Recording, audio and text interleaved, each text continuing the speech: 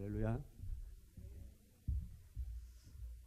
예배 가운데서 가장 연락되는 예배, 가장 강력한 예배는 예배 드리는 사람들이 이 예배를 하나님이 분명히 받으신다라고 믿는 사람들이 많은 예배가 바로 그 예배입니다. 제가 뒤에 3기 예배를 드리면서 우리 웅천교회 성도님들이 드린 예배를 함께 드리면서 이분들은 이 예배를 하나님이 분명히 받으신다는 걸 믿고 드리는구나, 그걸 제가 느낄 수 있었습니다. 가장 강력한 교회가 어떤 교회이겠습니까? 하나님의 말씀을 그대로 믿는 교회입니다. 그래서 저는 우리 웅천교회가 하나님의 말씀을 그대로 믿고 따라가는 그런 교회가 되기를 축원합니다. 오늘 우리가 읽었던 이 본문 말씀에는 몇 가지 내용을 담고 있습니다. 내가 그리스도와 함께 십자가에 못 박혔나니 그런즉 이제는 내가 사는 것이 아니요, 이렇게 있습니다. 여기는 두 가지 내용이 있는데, 내가 그리스도께서 십자가에 못 박히실 그때에 나도 함께 못 박혔다. 그리스도께서는 십자가에 못 박히면서 굉장한 고생을 하셨는데 우리는 십자가에 못 박히는 것을 몰랐습니다. 우리가 그분이 십자가에 달리실 때 우리가 함께 달렸는데 우리는 그런 기억이 없습니다. 그런데도 우리는 그분이 십자가에 달리실 때 함께 죽었다고 성경은 기록합니다. 이것이 은혜입니다. 여러분은 기억하실지 몰라도 우리 하나님의 교회에서는 그분의 아들 예수 그리스도께서 십자가에 달려 돌아가실 때에 여러분들도 이미 함께 달렸습니다. 하나님은 그것을 인정해 주신 것입니다. 이거 대단한 축복입니다. 아마 예수님께서도 다시 십자가에 달리시려 그러면 원치 않으실 것입니다.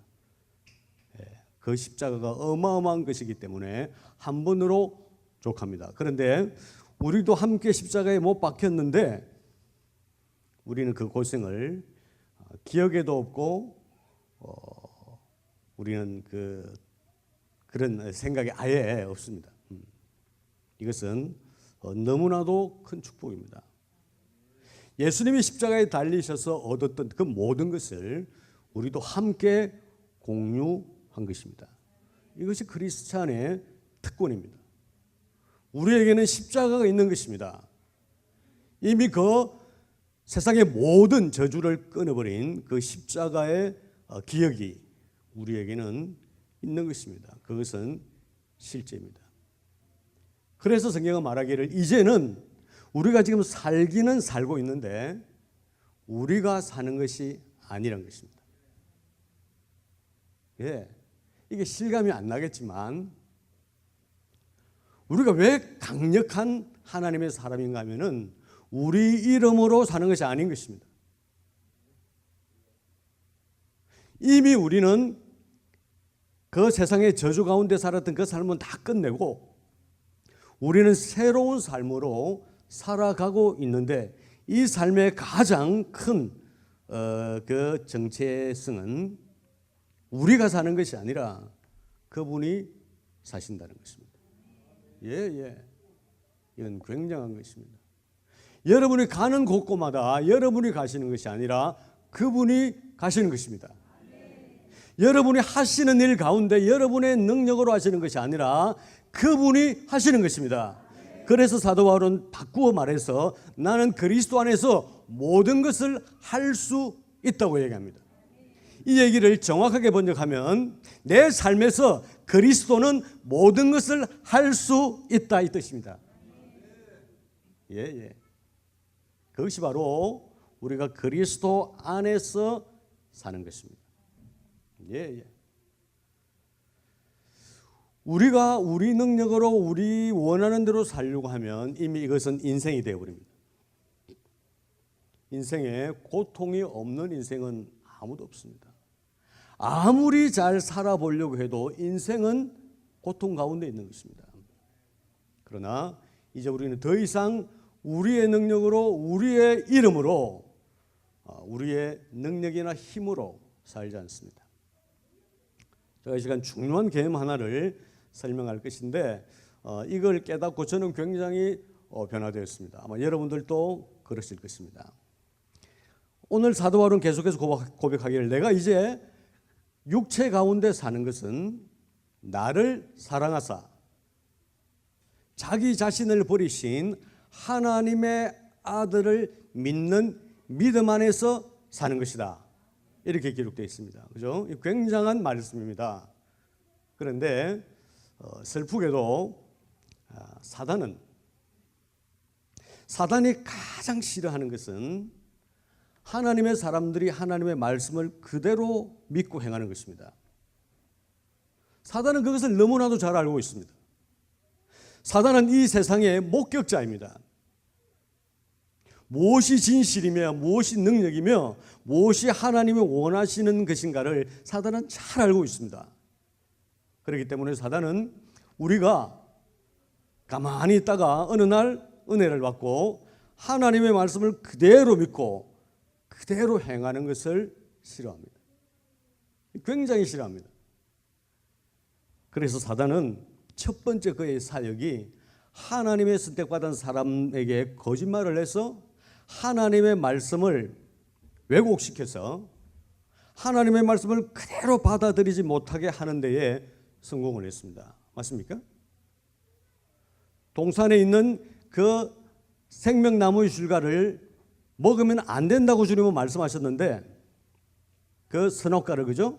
선과 악을 알게 하는 그 지식의 나무를 먹어서는 안 된다고 말했는데 사단은 그것을 속입니다. 먹어도 된다고. 사단의 주특기는 하나님의 말씀을 이렇게 변화시키는 겁니다. 우리가 모르는 사이에 많은 역사 가운데서 사단은 우리가 읽고 있는 성경에 손을 댔습니다. 그래서 지금 여러분들이 가지고 계신 성경에도 사단은 그것을 교묘하게 손을 대어서 정말 어마어마한 진리를 이렇게 묻어 놓았습니다. 놀랍게도 오늘 우리가 함께 읽었던 갈라디아서 2장 20절 말씀에도 사단은 손을 댔습니다. 내가 육체 가운데 사는 것은 나를 사랑하사 나를 위하여 자기 몸을 버리신 하나님의 아들을 믿는 믿음 안에서 사는 것이다. 이렇게 나와 있는데 이 말씀의 주어는 납니다. 내가 그리스도의 믿음 안에서 산다. 내가 그분의 믿음 안에서 산다. 그렇게 나와 있는데 원래 원어의 뜻은 이렇습니다. 내가 이제 육체 가운데 사는 것은 나를 사랑하사 나를 위하여 자기 몸을 버리신 하나님의 아들을 믿는 믿음 안에서 사는 것이 아니라 하나님의 아들의 믿음 안에서 사는 것이다. 이렇게 나와 있습니다. 원어를 아무리 살펴봐도 하나님의 아들을 믿는 믿음 안에서 사는 것이 아니라 하나님의 아들의 믿음 안에서 사는 것이다. 이것은 완전히 다른 개념입니다. 우리는 우리의 믿음이 아니라 그분의 믿음으로 사는 것입니다. 그래서 히브리서 2장에는 그분은 믿음의 창시자요라고 나와 있습니다. 믿음의 주요 온전케 하시는 하나님을 바라보자 그 말씀도 원어의 뜻을 그대로 번역하면 그는 믿음의 창시자요 믿음의 완성자이시다 이렇게 얘기합니다. 그분이 믿음의 창시자입니다. 그 믿음의 창시자의 믿음으로 우리는 그분의 믿음으로 살아가는 것입니다. 그래서 그분이 말씀하셨던 믿음과 우리가 이해하는 믿음은 질적으로 다른 믿음이었습니다. 너희들이 조그만 믿음만 있어도 이 산을 명하여 바다에 빠뜨리라 하더라도 그렇게 될 거라고 주님은 말씀하셨습니다. 너희들이 내 말을 믿으면 내가 했던 일보다도 더 큰 일을 할 것이다. 그 말은 너희들의 믿음이 나의 믿음과 동일하기 때문이다라고 이야기합니다. 그래서 킹 제임스 버전에 있는 성경의 말씀에는 지금 제가 말씀드린 그대로 번역이 되어 있습니다. 이제 우리는 하나님의 아들을 믿는 그 믿음으로 사는 것이 아니라 하나님의 아들의 믿음으로 사는 것입니다. 요한복음 15장에 논란이 있을 가능성은 조금 있지만 저는 100% 그걸 믿기 때문에 말씀을 드리려고 합니다. 내 아버지는 농부요, 나는 포도나무요, 내 아버지는 그 농부다. 그죠? 무릇 내게 붙어 있어 열매를 맺지 아니하는 나무는 그것을 제하시고, 그죠? 그런 말이 있죠. 내게 붙어 있는 가지가 열매를 맺지 않으면 끊어버리고, 그죠?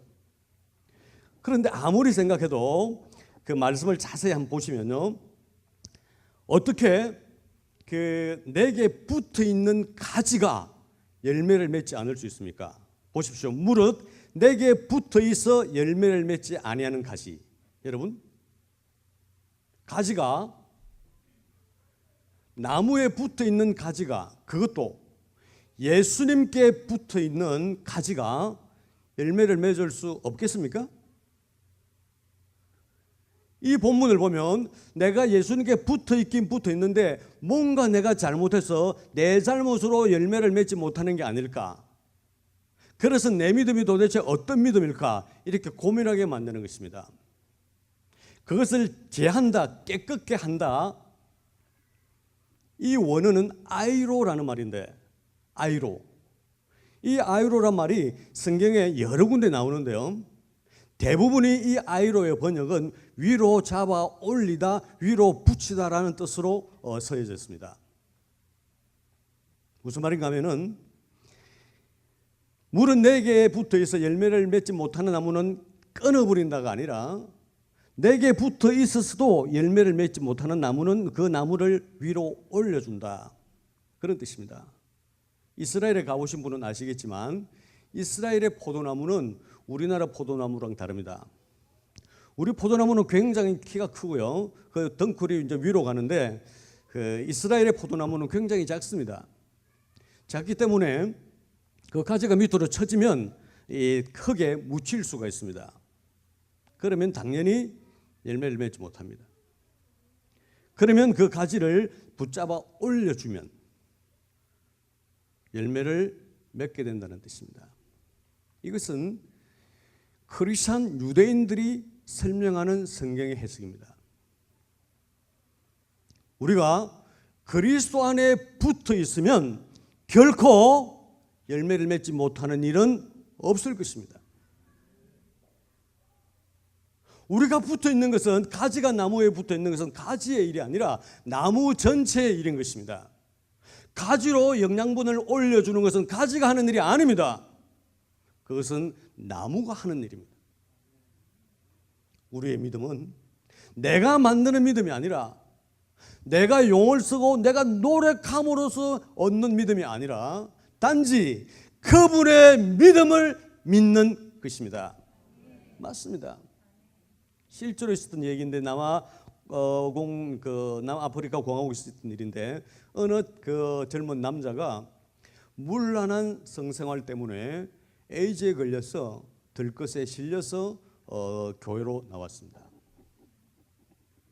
에이즈의 원인은 대부분은 문란한 성관계에서 온다고 전문가들은 얘기합니다. 물론 그렇지 않은 경우도 있겠지만 이 청년은 아주 문란한 그 생활 때문에 에이즈에 걸려서 이제 죽음을 앞두고 마지막으로 교회에 와서 목사님의 기도를 받았는데 나았습니다.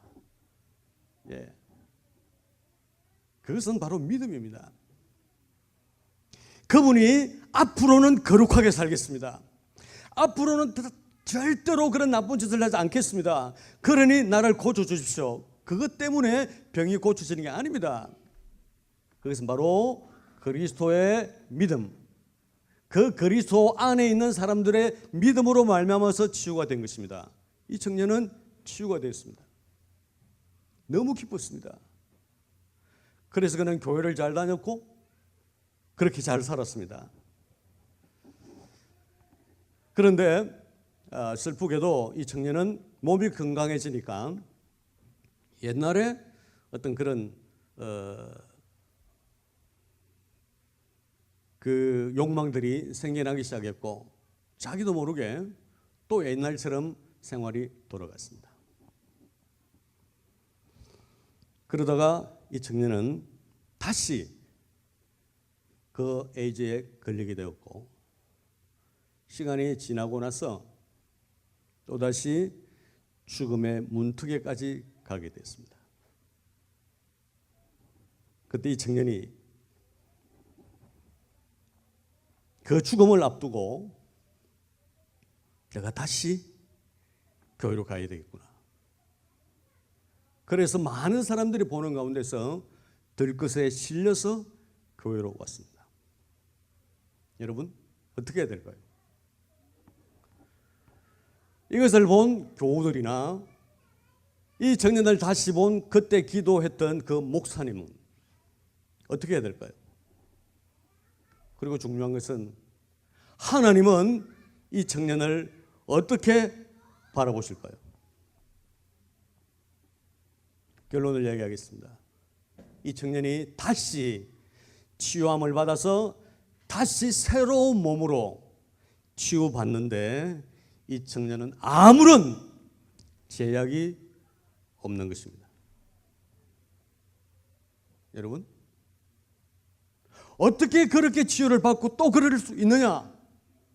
많은 사람들은 그렇게 얘기할 수 있지만 어떻게 뻔뻔하게 또다시 기도받으러 나올 수 있느냐라고 말할 수 있지만 하나님이 그를 고치시기에는 아무런 제약이 없다는 것입니다. 할렐루야. 이것이 그분의 마음입니다. 여러분, 여러분이 예수님을 만나고 여러분이 거룩하게 살기로 결정을 하고 난 뒤에도 여러분들은 무수하게 많은 죄를 지었을 것입니다. 그럴 수밖에 없습니다. 그러나 이미 구원받은 우리는 그 죄가 용서되었습니다.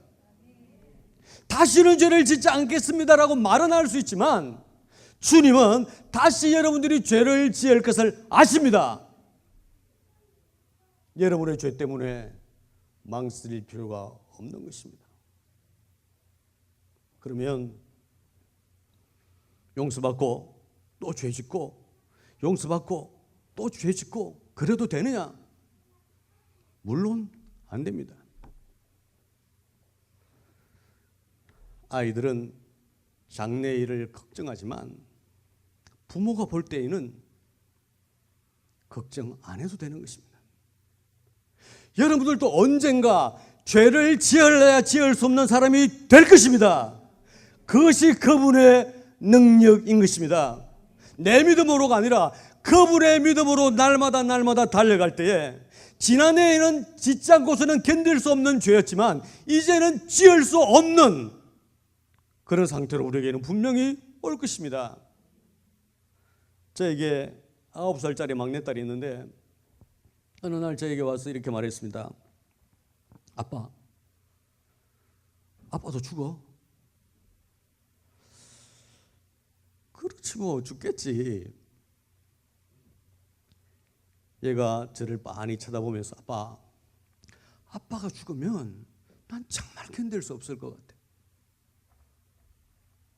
그래 내가 곰곰이 생각해 봤는데 아빠랑 지금 내가 이제 한 8년 정도 살았는데 만약에 20년 30년 살다가 아빠가 죽으면 그때는 정말 못 견딜 것 같아. 차라리 그러니까 지금 죽는 게 나을 것 같아. 그래서 저는 너무 놀라가지고 이게 무슨 일인지 저도 멍해서 어떻게 이를 받아들여야 되는지. 아빠, 만약에 내가 커서 한 20, 30년 아빠랑 이렇게 살다가 아빠가 죽으면 난 못 견딜 거야. 그러니까 그냥 되도록 빨리 죽는 게 좋겠어. 그러니까 걔보다 2살 많은 언니가 옆에서 앙 하고 웁니다. 안 된다고. 그래 이 얘기가 가만히 생각하더만 아빠 그러면 이렇게 하는 게 가장 좋겠어.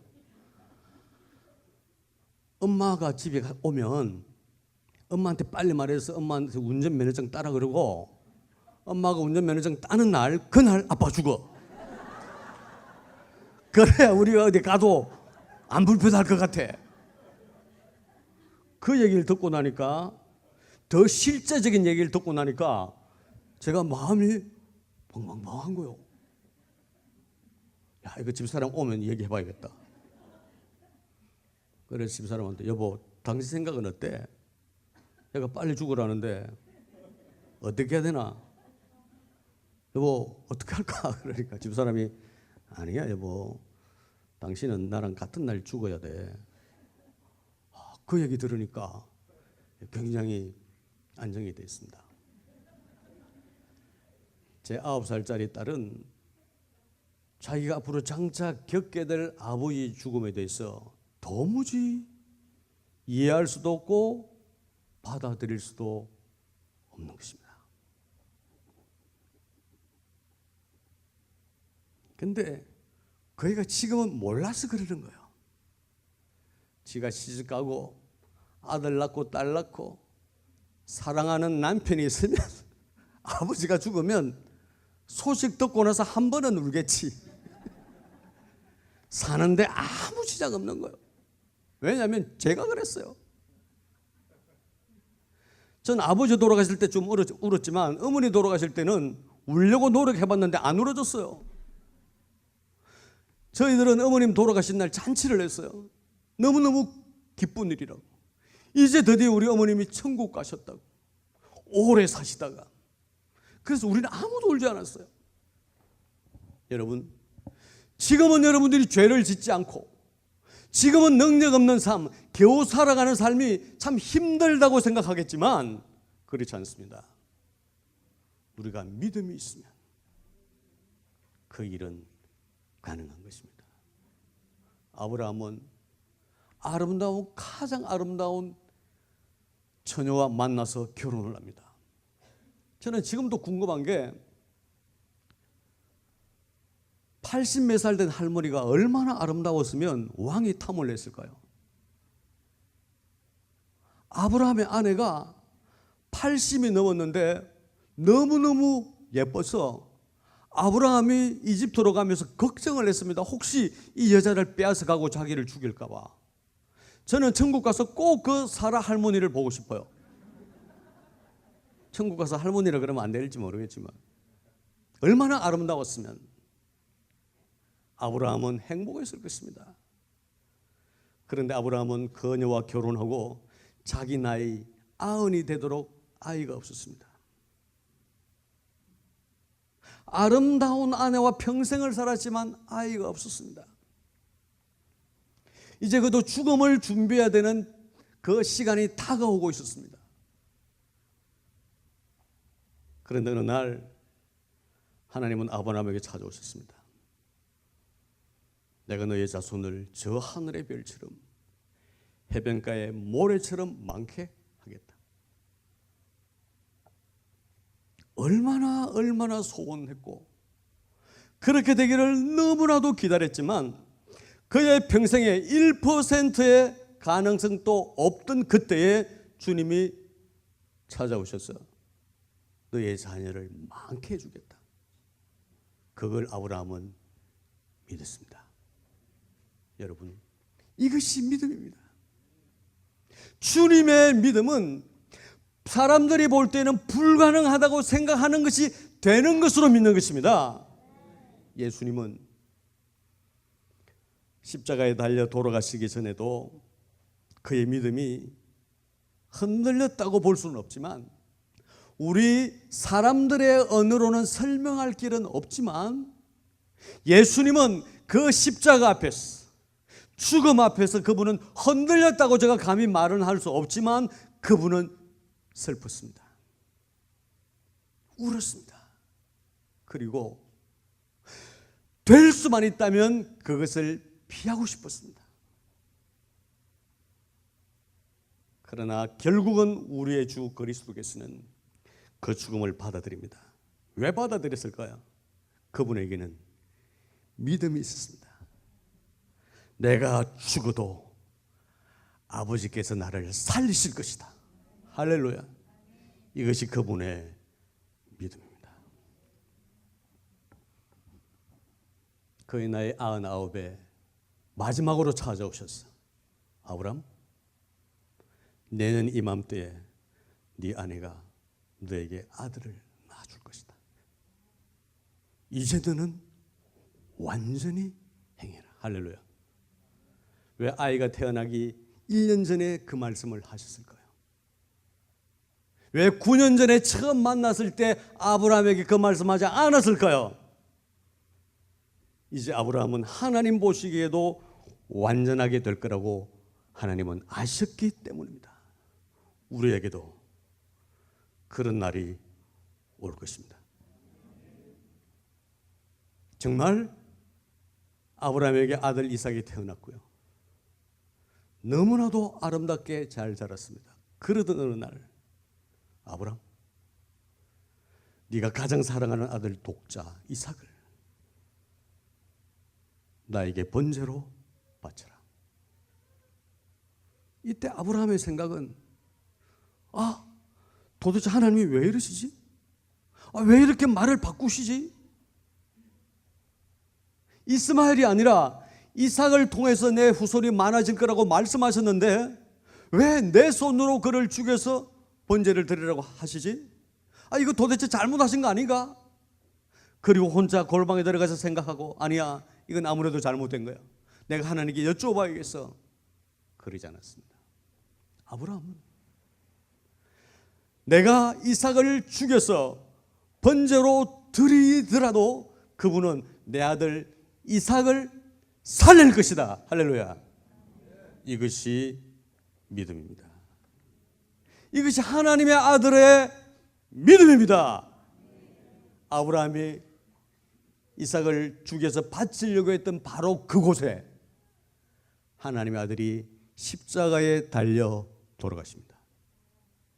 그리고 그 십자가에 달리신 예수 그리스도는 하나님이 두 밤이 지나면 나를 살리실 거라고 그분은 믿었던 것입니다.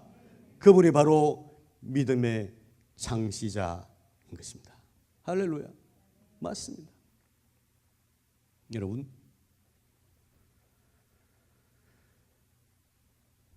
우리가 이렇게 될 것은 앞으로 장차 우리가 어떻게 되는 모든 것도 바로 우리가 그분을 향한 믿음입니다.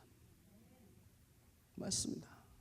이미 여러분이 이 자리에 와 앉아 계시다는 것은, 이미 여러분들이 이곳에서 예배를 드리고 있다는 사실은 하나님이 여러분을 선택하셨고 하나님이 끝까지 여러분을 지키실 것이며 여러분을 통하여 영광 받으실 것입니다. 이 시골 교회를 향한 하나님의 뜻이 무엇이었겠습니까? 마지막 때에 하나님의 영광을 위하여 마지막 교회로 남아있기를 주님은 원하셨기 때문입니다. 가장 강력한 교회는 바로 교회 구성원들이 그 하나님의 아들의 믿음을 갖는 것입니다. 맞습니다. 그분이 바로 우리 믿음의 창시자입니다. 저는 살면서 가장 존경하는 한 복음 전도자가 있습니다. 저는 평생에 제 스승이 한 5분이 있었습니다. 이 5분을 저는 한 번도 만난 적은 없지만 이런 분들의 책을 통해서, 이런 분들의 어떤 그런 비디오를 통해서 저는 참 많은 것을 이렇게 공부를 했습니다. 저는 고신대를 고려신학대학을 다니면서 저는 신학교를 7군데나 다녔습니다. 그런데 사실은 신학교에서는 배울 게 별로 없는 것 같아요. 그런데 저는 제가 모시고 있었던 이 스승분들을 통해서 저는 정말 많은 것을 배웠습니다. 그런데 놀랍게도 제가 보통 사람을 제 스승으로 이렇게 모시지는 않았는데 제가 모셨던 스승의 대부분들은 말년에 좀 이렇게 타락을 했습니다.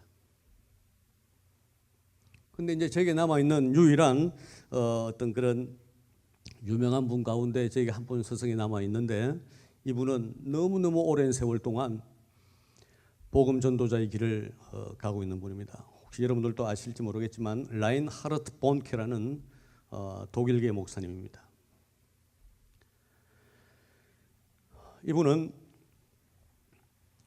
많은 공부를 하지도 않았고 박사 학위를 가지고 있지도 않고 그런 젊은 시절에 그 아프리카 대륙이 예수님의 피로 씻겨지는 그런 환상을 보았다고 합니다. 그래서 그는 늘 아프리카를 위해서 기도했는데 어느 날 그 아프리카에서 그 길을 걷고 있는데 그 저 앞에 큰 어떤 그 스타디온 그 체육관이 큰 게 있는데 성령님께서 그에게 너가 저기에서 나는 설교를 하기를 원한다 이렇게 말씀을 했다고 합니다. 그는 그 당시만 하더라도 사람들 한 5명을 앉혀놓고 설교를 하던 굉장히 능력이라고는 찾아볼 수 없는 그런 고된 선교사의 삶을 살고 있었습니다. 그는 그 음성을 듣고 친구 목사님 한 분과 함께 동행해서 그 시의회에 찾아가서 그 체육관을 4주 후에 빌려서 집회를 하기로 계약을 했다고 합니다. 자기가 사는 도시도 아니었고 자기 친구가 사는 도시였는데 그 자기 친구 교회는 교인이 한 40명 정도 있었다고 합니다. 근데 그분은 성령님의 음성을 듣고 시의회에 가서 그 임대 계약서를 쓰고 사인을 하는 순간 그 몸에 땀이 흘렀다고 합니다. 4주 후에 금식하고 기도하고 금식하고 기도하고 드디어 4주 후에 그 스타디온에서 이제 설교를 하기 위해서 무대에 섰을 때 그는 똑똑히 모인 사람들의 숫자를 세봤는데 100명이 모였다고 했습니다. 예, 수만 명이 모일 수 있는 그 스타디온에 100명이 정확히 했다고 합니다. 자기를 포함해서. 옆으로 세보고 앞뒤로 세보고 다 세봤는데 딱 100명이 왔다고 합니다. 물론 그는 고백하기를 굉장히 실망했다고 했습니다. 그가 설교하고 한 15분이 지났을 때 설교하는 도중에 앞에 있는 사람 중에 손을 들면서 자기 병이 나았습니다. 병이 나았습니다. 4사람이 고함을 쳤다고 합니다. 불구로 왔던 사람이 뛰기 시작했고 앞을 보지 못하는 사람이 보게 되는 그런 역사가 일어났다고 합니다. 치유 기도도 하지 않고 치유에 대해서 설교를 한 적도 없었는데 그저 그 100명 앞에서 그런 설교를 하고 있었을 때에 그런 치유가 일어났고 그것이 소문이 퍼져서 그 다음 날부터 그 체육관이 가득 차게 되었다고 했습니다. 이분은 그때로부터 아프리카에서 복음 전도를 하기 시작했습니다. 한 번 집회 때 100만 명이 헌신 카드를 내기도 하고 100만 명이 모인 것이 아니라 100만 명이 예수를 믿겠다고 나이지리아에서 회교 나라에서 결신 카드를 내는 이제 이분이 아프리카에서 집회하면은 100만 명, 150만 명이 모이는 것은 보통으로 모이는 것입니다. 이분이 우리와 달랐던 것은 무엇일까요? 하나님이 가장 소중하게 여기시는 것은 여러분의 거룩한 삶이 아닙니다. 여러분이 애쓰고 애쓰는 봉사가 아닙니다. 그분이 가장 귀하게 보시는 것이 바로 여러분들의 믿음입니다.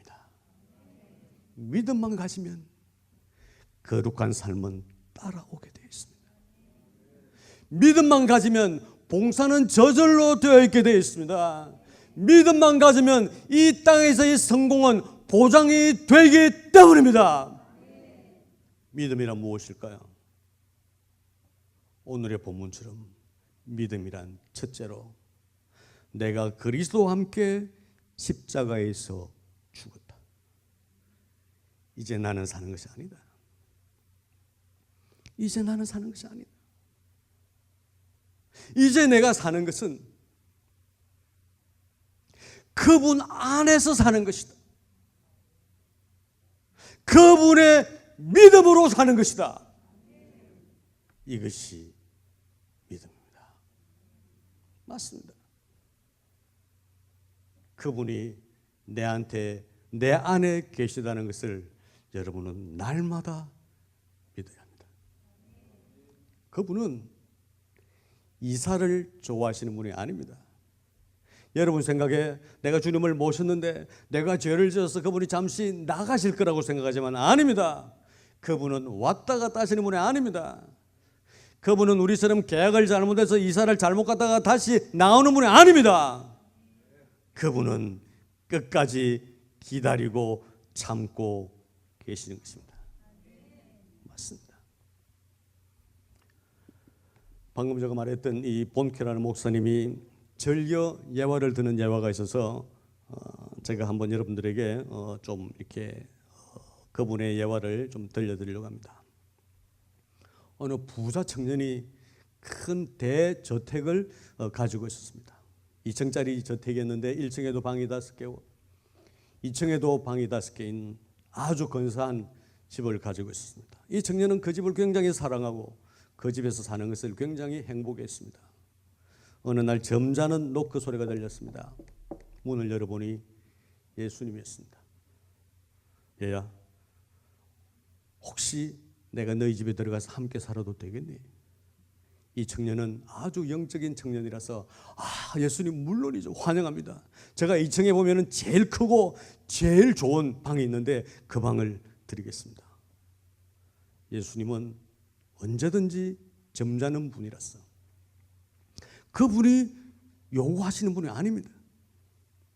그분은 우리가 내어드리는 자리에 앉으실 분입니다. 그분이 그 방에 가셨습니다. 어느 날 다음 날 아침에 굉장히 크게 이렇게 포악스럽게 두드리는 노크 소리가 있어서 문을 열어보니까 사단이 찾아왔습니다. 그래서 사단이 발을 그 무지방 안으로 넣고 들어오려고 합니다. 이 청년은 사단과 싸웁니다. 이 사단은 온갖 유혹을 다 쏟아놓고 청년을 이기려고 합니다. 청년은 그 사단과 열심히 죽을 각오를 하고 싸웁니다. 그리고 겨우 저녁에 그를 쫓아냈습니다.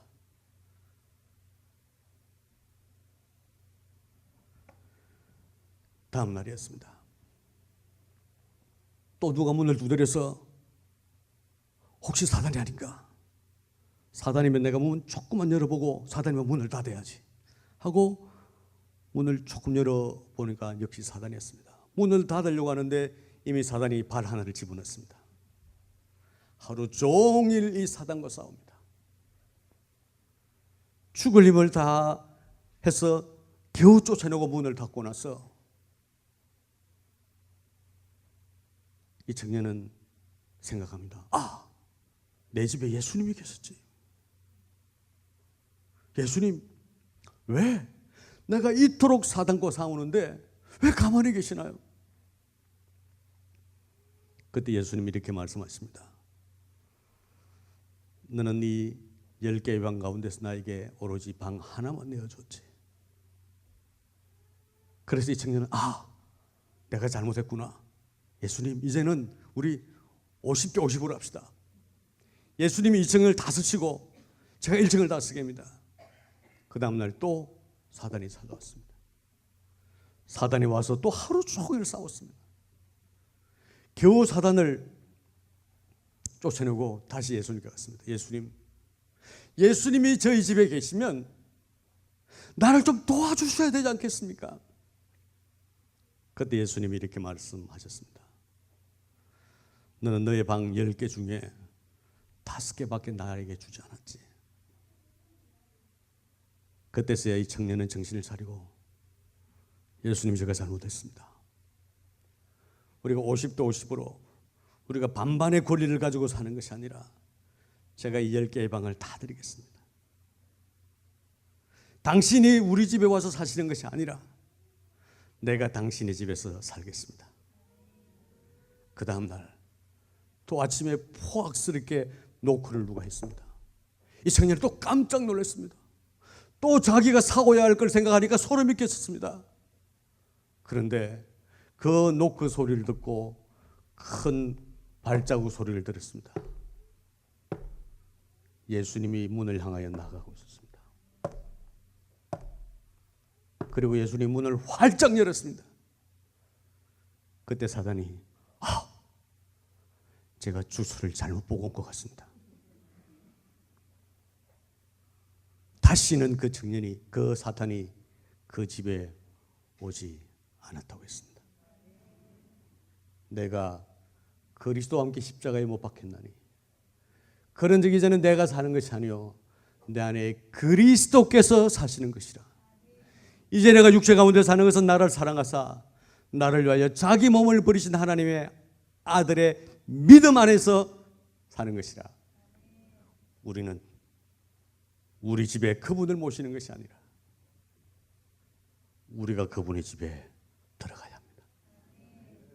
우리 집에 그분이 들어오시면 더 이상 내 집에 그분이 사시는 것이 아니라 이때까지는 내 집이었지만 그분이 들어오시는 순간부터 이제 그분의 집이 되어야 하는 것입니다. 내 안에 그리스도가 사시는 것은 그분이 손님으로 와서 사시는 것이 아닙니다. 이제 내가 그분 안에서 사는 것입니다. 이것이 믿음입니다. 그분은 이 세상의 주인이시기 때문에 어디에서라도 손님으로 사실 수 없습니다. 그분은 이 땅의 주인이시기 때문에 어디에서든지 그분은 주인으로 사셔야 합니다. 내 집에서도, 내 직업에서도,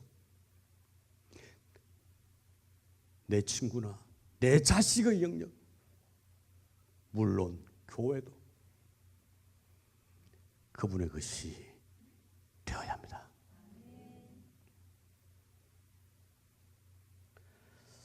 제가 한 20년 전에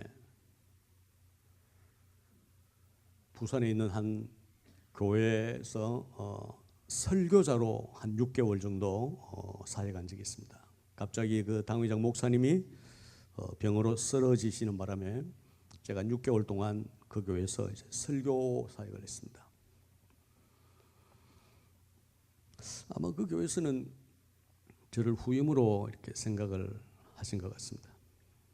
그래서 교회 부근에 아파트를 하나 얻어 드릴 테니까 좀 거리로 이사를 하시면 좋겠다 그래서 제가 아닙니다. 저는 선교사로 부름받은 사람이라서 한국에 오래 있을 수는 없고 또 저는 선교사로 나가야 되기 때문에 괜히 집을 얻고 그러면 쓸데없는 낭비가 있으니까 저는 교회 기도원에 가서 살겠습니다. 그러면서 그 교회가 저 양산 쪽에 기도원을 갖고 있었습니다. 그래서 제 아내와 제 아이들은 그 기도원에 기거하면서 살았고 새벽에 제가 일찍 내려와서 이제 또 새벽에도 설교하고 그런 시간을 잔 적이 있습니다. 그날은 수요일이었는데 제가 그날 또 새벽에 한 4시 좀 못 돼서 일어나서 이제 그 광안리 쪽에 그 어느 선교단체에서 새벽마다 러시아어 강의를 제가 했기 때문에 그 강의 시간에 맞춰서 일어나서 이제 옷을 입는데 그 당시로서는 저한테 아들이 셋이 있었습니다. 큰아이 아들이 하나 있었고 둘째, 셋째는 쌍둥이 아들이었습니다. 그 큰아이 이름이 다윗이고 쌍둥이 중에 둘째가 다니엘이었습니다. 그날따라 이상하게 그 다윗이 새벽에 일어나서 아빠 어디가? 그래서 아빠 교회 갈 거야. 빨리 자 하고 그 아이를 자라. 그리고 제가 새벽에 그 산에서 이렇게 내려왔습니다. 선교단체에서 강의를 잘 마치고 교회에 가서 그 수요일 날 이제 대신방 기간이라서 아마 신방을 했습니다. 어느 집에서 신방을 하고 이제 설교를 하고 점심 때가 되어서 교회로 돌아와서 점심을 먹고 있었습니다. 교회 오니까 교회에서 저에게 잡채밥을 시켜줬습니다. 전 그때 잡채밥 먹고 이제 평생 잡채밥을 안 먹습니다. 뭐 잡채밥 메뉴에 문제가 있는 건 아닌데 그렇게 됐습니다. 제가 밥을 먹고 있는데 전화벨이 울렸습니다. 그때 옆에 계시던 전도사님이 전화를 받아서 여보세요? 예 목사님, 예 목사님 여기 지금 식사하고 계십니다. 왜요?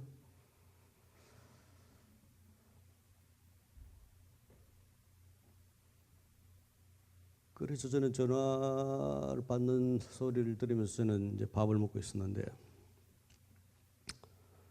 전화를 통해서 알려온 소식은 아침에 아빠 어디가? 하고 일어났던 다윗이 기도원 옆으로 흐르는 개울가에 이렇게 빠져서 사고가 나서 119를 타고 병원으로 갔다는 소식이었습니다.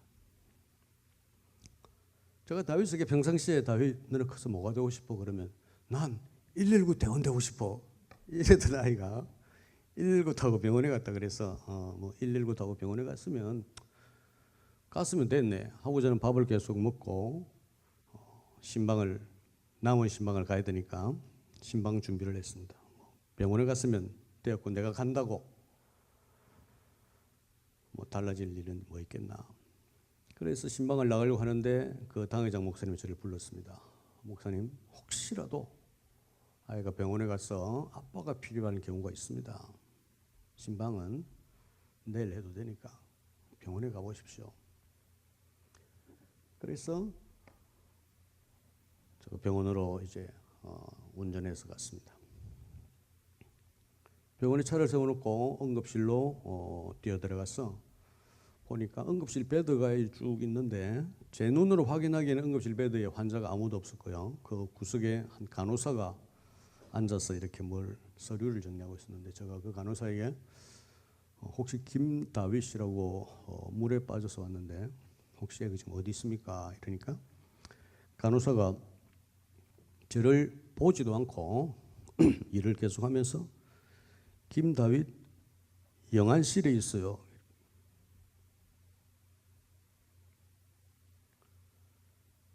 그 순간 저는 가만히 있어봐. 영안실이 뭐야? 영안실이라는 게 뭐지? 갑자기 생각이 안 났습니다.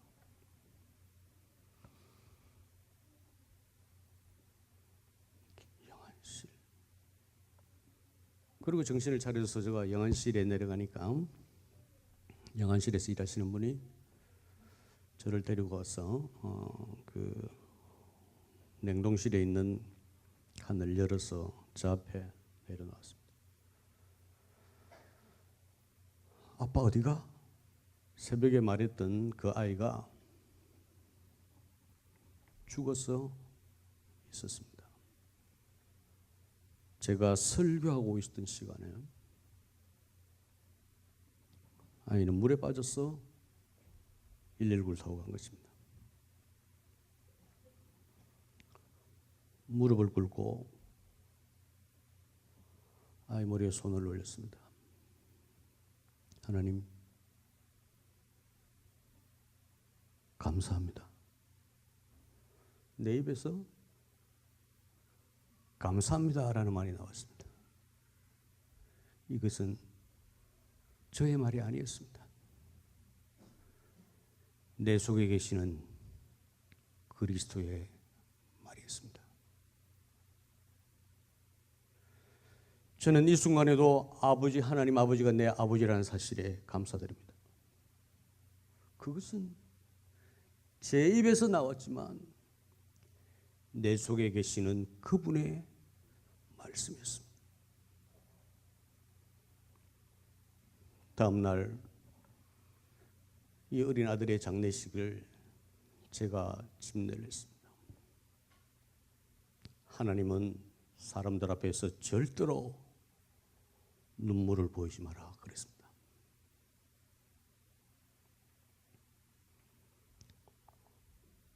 아이의 관을 땅에 넣고 파묻으면서 저는 두 손을 들고 왕이신 나의 하나님, 내가 주를 높이고 영원히 주를 송축하나이다.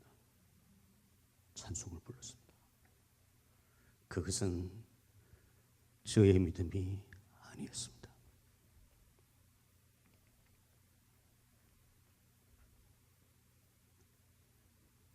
우리가 받은 특권이 무엇일까요?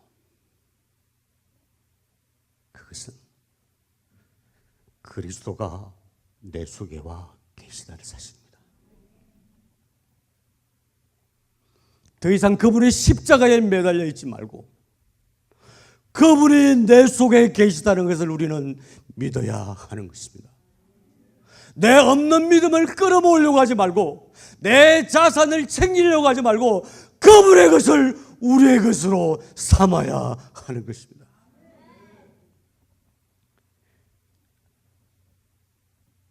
저 뒤에 제 아내가 있지만 저희들은 결혼을 하고 힘을 하지 않았는데 아이가 생기지 않았습니다.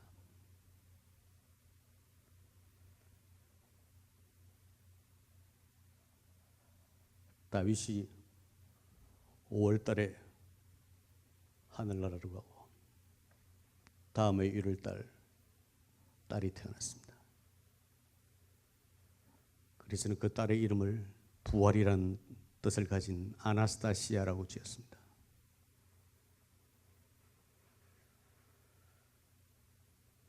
남아있는 가족이 짐을 싸서 아프리카로 선교사로 떠났습니다. 그 아프리카에서 다윗이 죽었던 바로 그날, 3년이 된 바로 그날 우리 집에 아들이 하나 태어났습니다. 그렇게 떠났던 다윗이 떠났던 바로 그날로부터 3년 된 바로 그날에 아프리카에서 아들이 태어났는데 저는 그 아이의 이름을 또다시 다윗이라고 했습니다.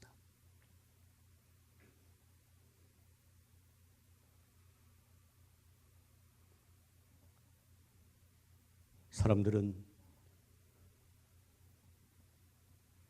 자식의 죽음을 굉장히 슬퍼합니다.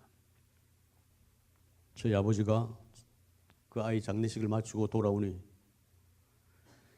이제 너는 그 아이를 절대로 생각하지도 마라. 부모보다 먼저 간 놈은 자식도 아니다. 그렇게 말씀하셨지만 저는 그 다윗으로 인해서 저는 이 땅에서 순교자로 살아갈 수 있습니다. 그것은 하나님의 제게 주신 고난이 아닙니다. 하나님이 저를 연단하시기 위하여 아들을 데려간 게 아닙니다. 그것은 하나님의 계획이었고 하나님의 축복이었습니다. 우리에게 무엇이 축복이겠습니까? 우리에게 무엇이 복이겠습니까? 그분이 돌아가신 것뿐만 아니라 그분이 우리 속에 와 계시고 우리가 살아가는 동안 그분의 믿음으로 살아갈 수 있는 특권을 주셨습니다. 이제 하나님은 이 교회를 사용하실 것입니다. 여러분들도 이제 아실 것입니다. 이제 그분의 믿음으로 달려가시기 바랍니다. 사랑하는 친구 여러분, 오늘 다시 한번 하나님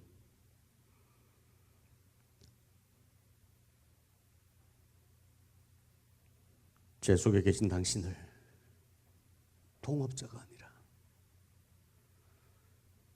그렇게 귀하게 오신 내 속에 오신 당신을 나는 주님으로 모십니다. 이제 내가 주님 안에 기거하겠습니다. 주님의 믿음으로 남은 삶을 살겠습니다. 이렇게 고백한다면 우리는 오늘 다시 시작할 수 있습니다. 오직 성령이 너에게 임하시면 너희가 권능을 받고 내 증인이 될 것이다. 성령이 오셨다면 우리는 이 땅에서 못할 것 없는 권능을 우리는 가지고 있는 것입니다. 그 권능은 우리가 놀러 다닐 때 나오는 것이 아니라 우리가 복음의 현장에서 우리가 증인으로 살아갈 때에 그 능력은 우리에게 임할 것입니다. 한 번 기름 부음은 영원한 기름 부음입니다. 다윗의 형 엘리압은 유능한 군인이었습니다. 그러나 그 조국 이스라엘 앞에 쳐들어온 블레셋의 장수 골리앗 앞에 섰을 때에 그가 훈련받았고 그가 생각했던 모든 전략들은 아무것도 아님을 깨달았습니다. 그는 유능한 군인이었지만 골리앗 앞에서 그는 아무런 것도 할 수 없었습니다. 아버지의 심부름으로 그 전장터에 갔던 그 다윗은 그 형과는 똑같은 아버지의 아들이었지만 그 다윗은 달랐습니다. 그에게 기름 부으심이 있었기 때문입니다. 사무엘이 부었던 그 기름 부으심이 그 기름을 붓는 날에 그에게 임했던 하나님 여호와의 기름 부으심이 그에게 있었던 것입니다. 그는 일어나서 사무엘에게 달려가서 선생님, 저 골리앗이 찾아왔는데 다시 한번 저에게 기름을 부어주십시오 라고 말하지 않았습니다. 한 번 기름 부음은 영원한 기름 부음이기 때문입니다. 여러분에게 부어줬던 기름 부음은 결코 떠나지 않을 것입니다. 여러분 머리 위에 기름을 부었던 그 하나님 아들 예수 그리스도가 그 성령님께서 여러분과 함께 계시는 것입니다. 여러분의 방 10개를 다 들이시기 바랍니다.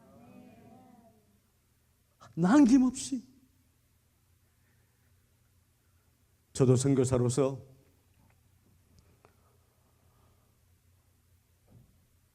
러시아에 다시 갔을 때 저에게도 하나님께는 드리지 않았던 방이 있었던 것 같습니다.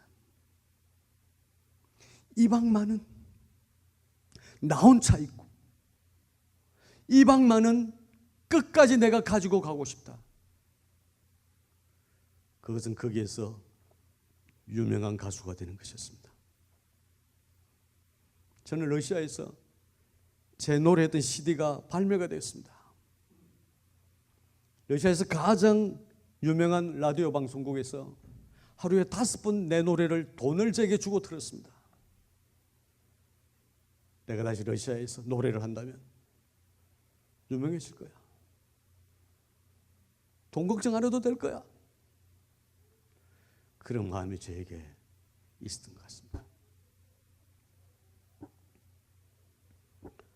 저도 이 설교를 묵상하면서 나머지 방 하나도 열어드려야겠다고 생각합니다. 내 것은 아무것도 없다고 기쁨으로 고백하겠습니다. 우리는 특별한 사람들입니다. 우리 같이 기도하십시다.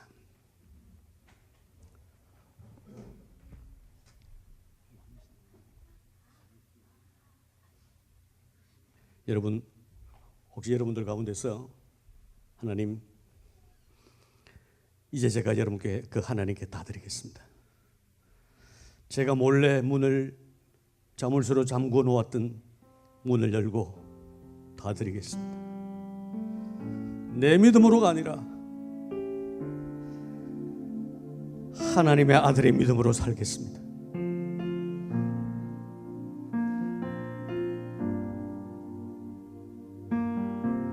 그렇게 고백하기를 원하시는 분들, 이곳에 하나님이 계십니다. 이제 여러분들이 마지막 문을 연다면 하나님은 여러분과 하시고 싶은 일이 많이 있습니다. 이 죽어가는 영혼들을 위하여, 죽어가는 세상의 많은 사람들을 위하여 여러분과 함께 하고자 하는 일이 있습니다. 남김없이 모든 문을 열고 주님을 모셔드리기를 원하시는 분, 날마다 그분과 함께 살아가기를 원하시는 분들, 이제 자리에서 일어나십시다. 제가 그런 여러분과 함께 찬양하고 기도를 하기를 소망합니다. 하나님, 이제 다시 일어납니다. 모든 걸 다 드립니다. 내 것은 없습니다. 내 지하의 방문을 활짝 열어 제치겠습니다. 내 더러운 습관의 방을 열겠습니다. 용서하지 못하는 것들, 이제 내 것은 아무것도 없습니다. 그렇게 고백하시는 분들 일어나십시오. 하나님은 여러분과 함께 하실 일이 많이 있습니다. 이제 한 것은 10분의 1도 되지 않을 것입니다.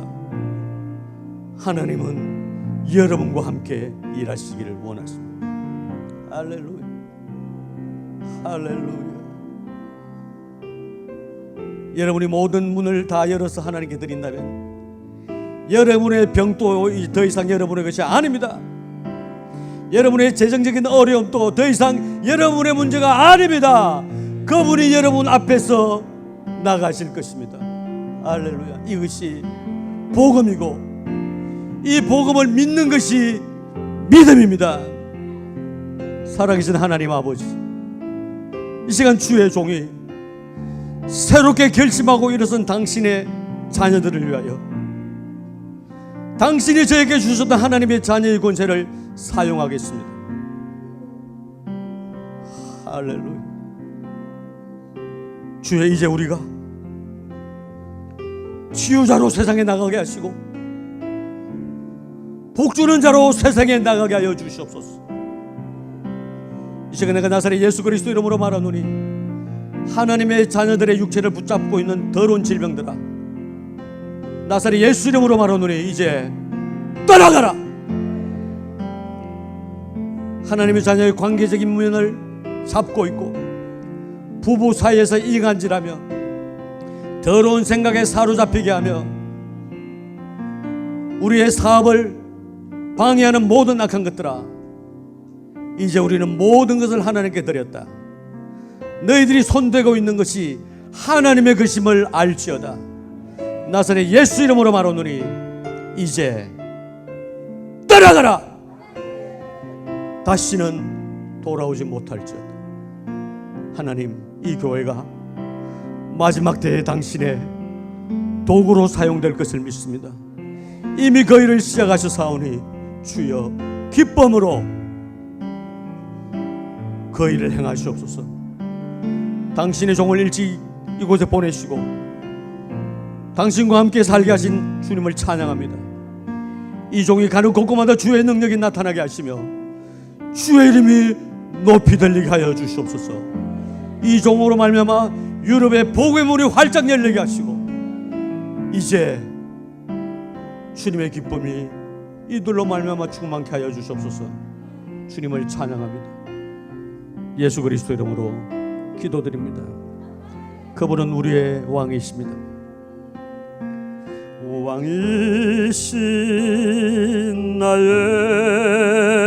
하나님, 내가 주를 높이고 내가 주를 높이고 영원히 주의 이름을 송축하리라. 할렐루야.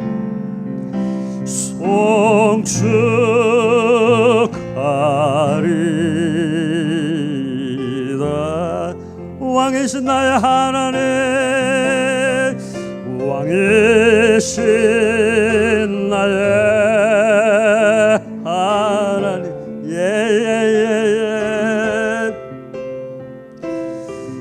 내가 주를 높이고 영원히 주의 이름. 아멘 아멘 아멘. 송축하리다. 송축하리다.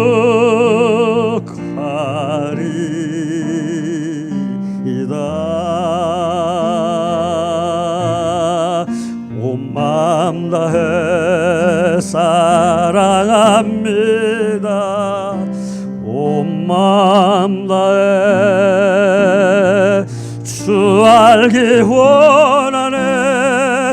내 모든 주 당신 것이니 주만 섬기리. 온 마음 다해 온 마음 다해 사랑합니다. 아멘 아멘. 온 마음 다해 주 알기 원하네. 내 모든 삶 당신 것이니 주만 섬기리.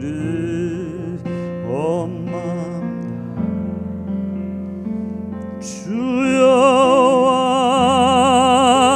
능력의 주 내 영혼의 치료자 말씀으로 날 고치셨네. 주는 나의 치료자. 주여와 능력의 주 내 영혼의 치료자 말씀으로 날 고치셨네. 주는 나의 치료자.